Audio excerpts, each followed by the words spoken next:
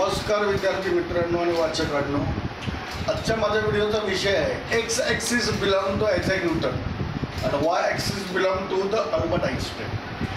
थोडं जरा शीर्षक विचित्र वाटेल लोकांना, परंतु त्यात विचित्र असं काय नाही. एक्स ॲक्सिस आणि वाय ॲक्सिस संपूर्ण विश्व हे बेसिकली दोन डायमेन्शनमध्ये डिवाईड करतं. बेसिकली सर्वात बेसिक डायमेन्शन दोन आहे.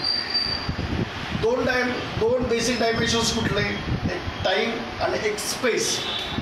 तर नीट लक्षात ठेवा, टाईम आणि स्पेसची इंटर कन्व्हर्टिबिलिटी अल्बर्ट आइन्स्टाईनने ऑलरेडी प्रूव्ह केलेली आहे.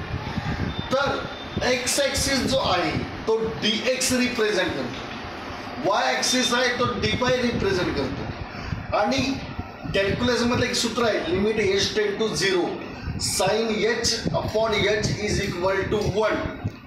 साइन एच काय आहे? साइन एच वाय ॲक्सिसला रिप्रेझेंट करतो, एच एक्स ॲक्सिसला रिप्रेझेंट करतो. हा जो फॉर्म्युला आहे, limit h tend to 0 sine h upon h is equal to 1, हा जो फॉर्म्युला आहे, हा फॉर्म्युला म्हणजेच हा स्पीड ऑफ टाईमचा फॉर्म्युला आहे. हा जो फॉर्म्युला आहे म्हणजे आयझॅक न्यूटनने तो फॉर्म्युला डिराईव्ह केलेला आहे. पण हा फॉर्म्युला कॅल्क्युलसमधला आहे, परंतु हा टाईम स्पीड रिप्रेझेंट करतो. आणि वाय ॲक्सिस जो आहे, मी काय म्हणालो होतो की x axis represent Isaac Newton, y axis represent Albert Einstein. जो रिलेटिव्ह टाईम आहे, अल्बर्ट आइन्स्टाईनच्या भाषेमध्ये टाईम चेंजेस.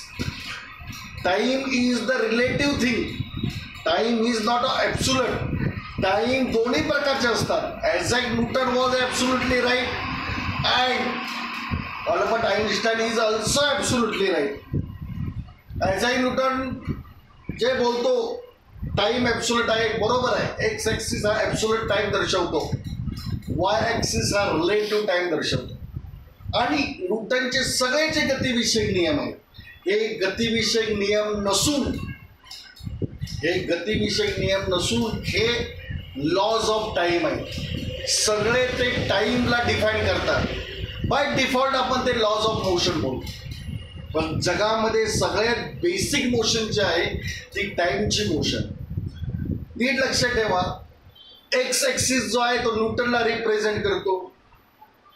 ॲब्सोल्यूट टाईम म्हणजे काय? ज्या फंक्शनची डेरिव्हेटिव्ह 0 येते. नीट लक्षात ठेवा, ज्या म्हणजे कॉन्स्टंट, जो कॉन्स्टंट आहे तो कशावर अवलंबून नाही. ज्या फंक्शनची डेरिव्हेटिव्ह 0 येते ती फंक्शन म्हणजे ॲब्सोल्यूट टाईम. ती फंक्शन ॲब्सोल्यूट टाईम गमन करते. आणि ज्या फंक्शनची डेरिव्हेटिव्ह 0 येत नाही, समथिंग येते, काहीतरी येते, तो झाला रिलेटिव्ह टाईम, बदललेला टाईम. टाईम डिफरन्शिएट होतो. डिफरन्शिएशन होणं म्हणजे काय की टाईम डिफरन्शिएट होतो, टाईम कमी जास्त होतो, स्पेस आणि टाईम अलग होतात. तर याच्याविषयी हा एक रिव्होल्युशनरी सिद्धांत आहे. हा अल्बर्ट आइन्स्टाईन आणि आयझॅक न्यूटनच्या सिद्धांताची पुढची बाजू आहे.